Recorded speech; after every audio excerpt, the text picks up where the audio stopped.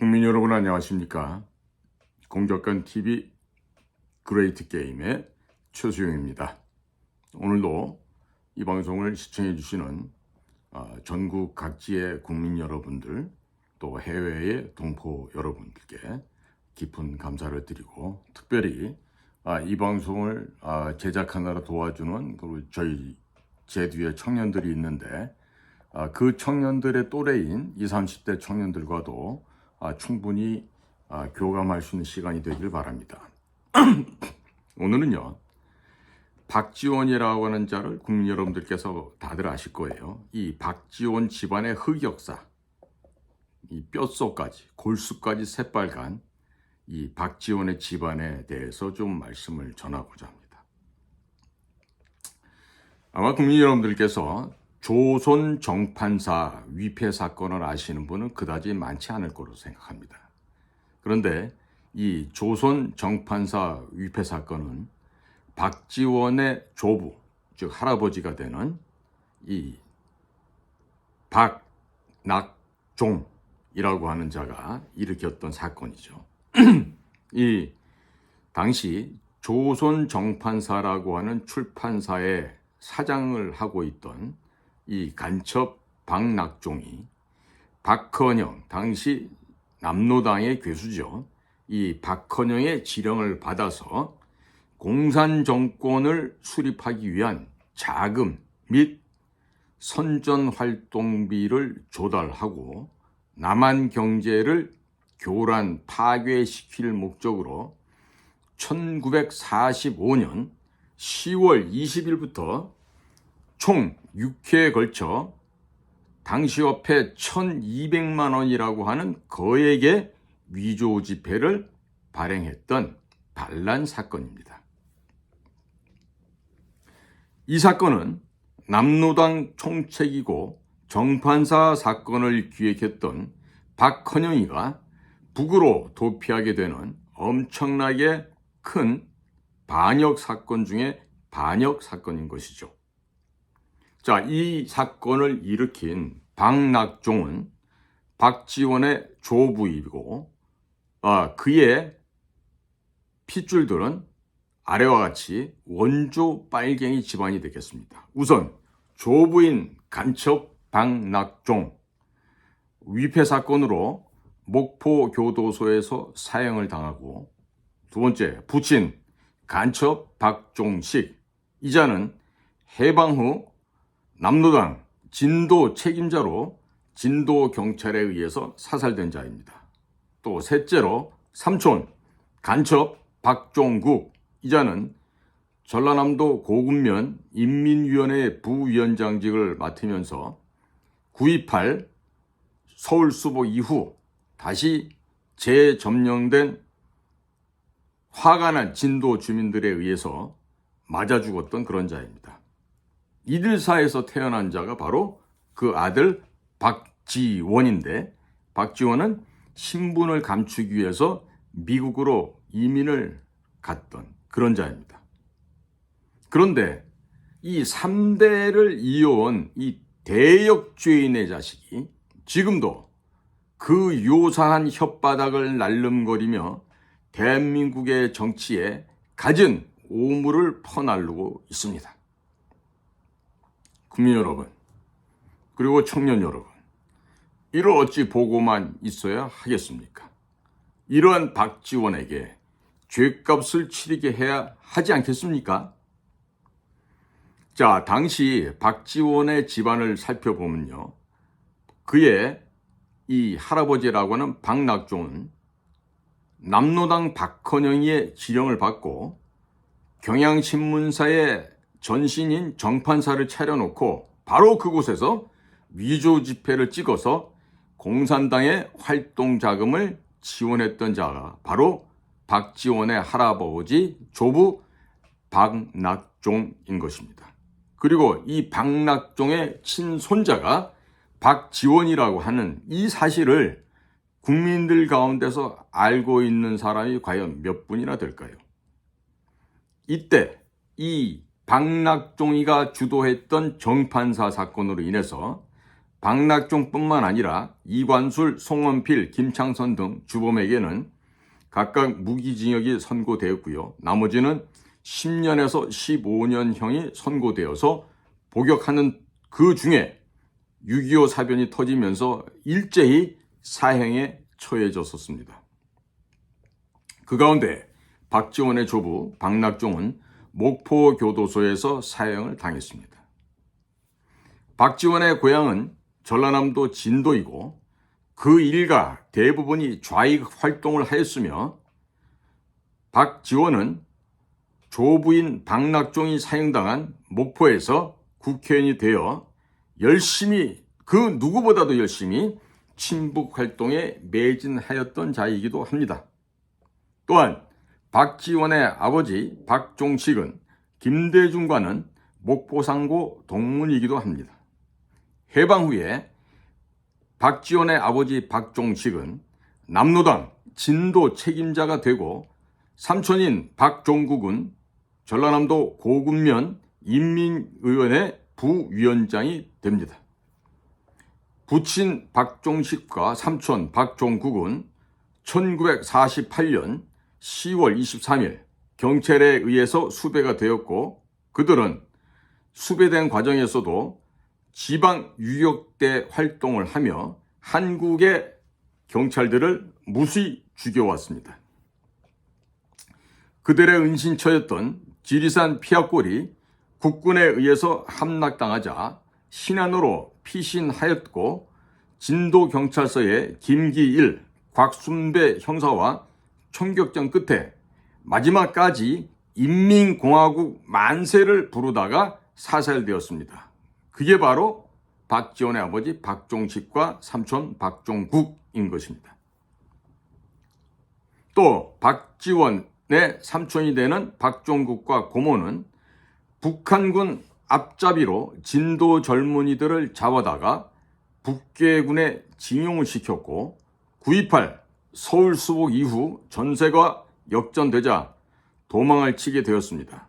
이에 화가 난 진도 주민들에게 붙잡혀서 돌과 도끼자루에 맞아 비참한 죽음을 맞이하였다고 합니다. 박지원은 자신의 가족들이 이루어놓은 이런 비참한 이 극좌익의 범행을 숨기기 위해서 고향에서 호적을 파고 신분을 세탁하고 미국에서 가발 사업 또 술장사하는 포주 이런 노릇을 하면서 막대한 부를 축적하게 됩니다. 그러다가 1980년 전두환 대통령 정권 당시 이 전두환 정권에게 줄을 대서 굽신거리고 옹호하며 전두환 대통령에 방미하던 그 시절에 가장 먼저 국민 환영대회를 뉴욕에서 개최했던 자가 바로 박지원인 것입니다. 또한 김대중이 야당 대표로 미국을 방문하게 되죠. 그 당시 김대중에게 충성 맹세를 하고 눈도장을 찍어 김대중의 충복이 되었던 것입니다.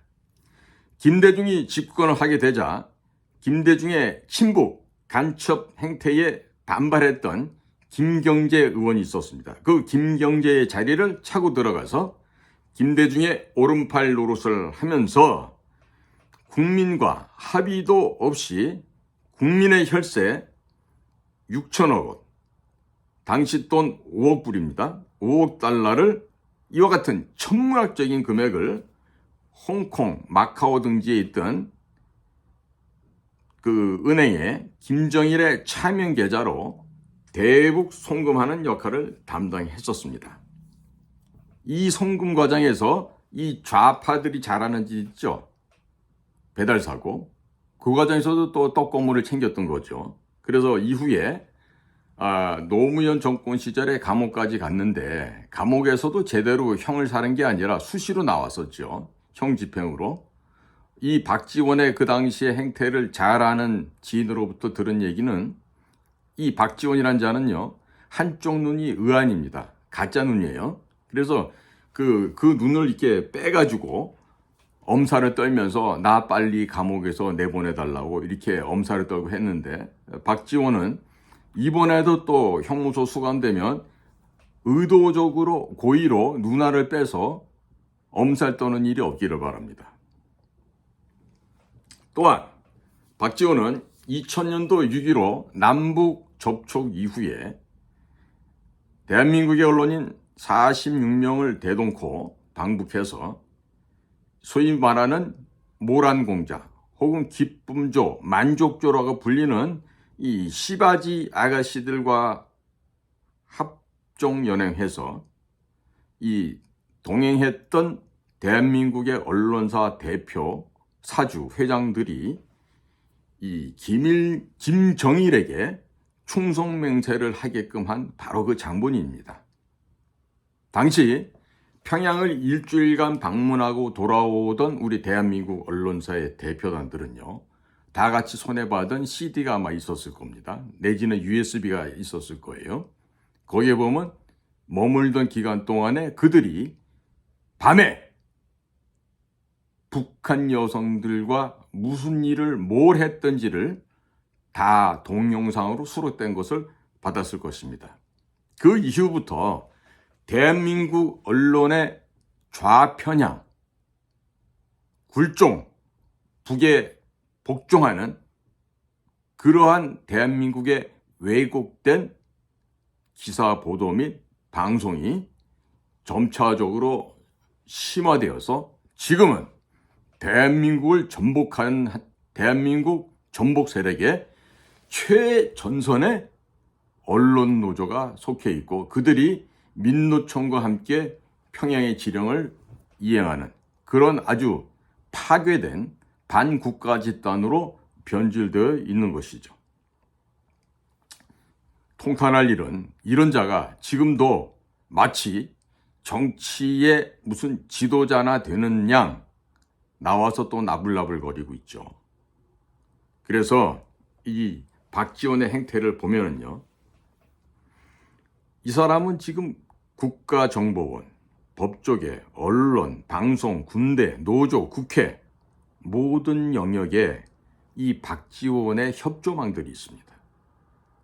박지원은 이 대한민국을 이와 같은 다양한 협조망을 통해서 어떻게 하면은 저 평양에 저 늑대들한테 헌납할 수 있을까? 이것을 밤낮으로 고민하는 자이기도 합니다. 자, 이 박지원은요, 김대중의 비서실장을 하기 전부터 곳곳에 심어놓았던 신복들 있죠. 그러한 신복들의 정보력을 바탕으로 해서 여야를 막론하고 넘나들면서 국정을 쥐락펴락 해왔습니다. 그럼과 동시에 종북 활동에 매진을 해왔죠. 그러니 나라 꼴이 이 모양이 되지 않았겠습니까? 이런 것들이 바로 3대에 걸쳐 역적질을 하고 있는 박지원을 반드시 처단해야만 하는 이유이기도 한데, 박지원은 문재인 정권 하에서 대북 송금, 즉 북의 자금줄로 활용되는 이 용도에 맞춰서 국정원장이라는 자리에 다시 보직을 받게 됩니다. 그리고 박지원 치하에서 국가정보원이라고 하는 이 대한민국의 정보조직은 그야말로 완벽하게 파괴되고 망가져 버렸습니다. 자, 그런데 현재요, 이 박지원이는 독립유공자의 자손이다, 이러한 신분으로 둔갑해 있는 거 아십니까? 박지원이가요, 독립유공자 자손으로 둔갑을 해서 건국 포장도 받았고 월 80만 원씩 받고 있다는 사실입니다. 국민 여러분들, 특히 청년 여러분들, 이런 사실에 대해서 우리가 분노해야 되고, 이 분노를 단순히 표출만 하는 게 아니라 이것을 처단의 동력으로 활용을 해야 됩니다. 어떻게 하다가 이 박지원이 같은 자가 독립유공자가 되었을까요? 한간에는 DJ 정부가 이 독립유공자 자격을 줬다고 하지만 사실은요, 김영삼 정부 때 이루어졌습니다. 국가보훈처에서도 확인해 보면 건국 포장을 받은 해수는 1993년이 되겠습니다.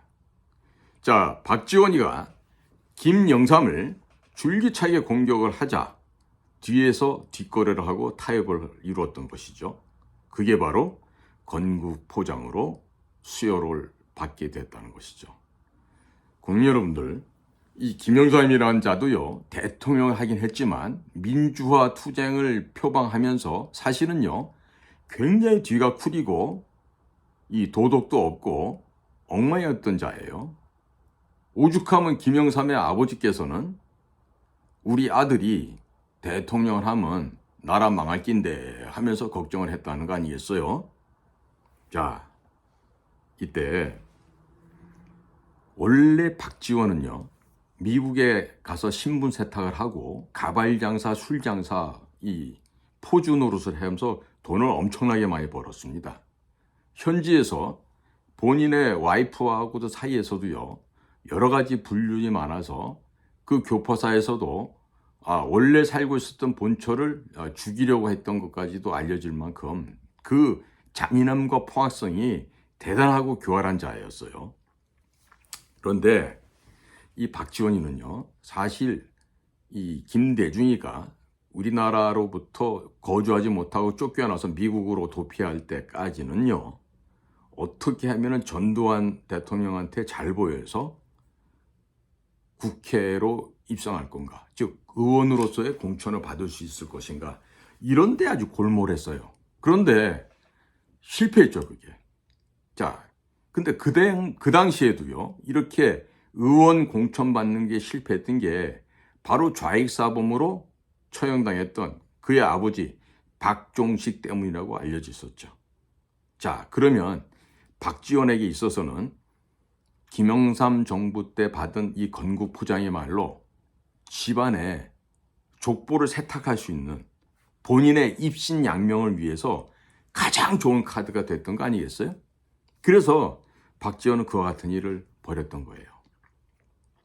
참으로 경천동지할 일 아니겠습니까? 하늘에 계시는 우리 독립유공자, 여러 애국 선녀들께서 통곡할 일이 아니겠습니까? 이제 박민식 국가보훈처장과 대한민국의 국가보훈처는 곧 부로 승격이 될 것인데, 그곳에 계신 여러분들은요, 박지원이가 어떻게 해서 건국포장을 받게 되었고 그 구체적인 배경과 이유를 샅샅이 조사해서 국민들 앞에 밝히셔야 할 것입니다. 그래서 이와 같이 경천동지할 참담한 국가의 반역자 집안이 국가유공자로 둔갑한 이런 사실은 민주당의 국회의원 하는 그런 아이들, 아버지, 할아버지, 삼촌 중에 이런 자들이 많습니다. 이런 그 기가 막힌 일들을요, 이제는 국가 정상화 차원에서 반드시 되돌려 놓아야 됩니다. 국민 여러분, 그리고 열심히 일하고 성장하고 있는 우리 청소년 여러분, 이 박지원에 대한 그 집안 이 흑역사를 말씀을 드렸는데요, 여러분들께서는요, 이 눈으로 보여지는 것에서 거기서 끝나시면 안 됩니다. 왜 그럴까? 어떻게 되었을까? 무슨 일이 벌어졌을까? 이런 것들을 알고자 하는 그런 지적 호기심과 함께 거짓말하고 살아가는 삶이 얼마나 피폐하고 그 파국을 맞게 된다는 것을 이번에 국가 정상화를 통해서 많은 젊은 청년 여러분들께서 좀 깨달아 주셨으면 좋겠습니다. 그래서 오늘은 박지원이라고 하는 이 박쥐, 이 상황에 따라서 역할과 모양새가 바뀌는 이 박쥐, 박지원이 집안의 흑역사를 말씀드렸는데 참 부끄럽죠, 여러분? 그러니까 우리는요, 이렇게 부끄러운 삶을 살아서는 안 될 뿐만 아니라 우리 집안에 있는 우리 자녀들, 또 우리 조카들에게 올바른 교육을 시켜야 되지 않겠습니까? 정직하게 사는 것이 최상의 방책인다라는 점을 우리 젊은이들에게 다시 한번 강조하는 바입니다. 오늘도 저희 방송을 경청해 주셔서 대단히 감사합니다. 고맙습니다.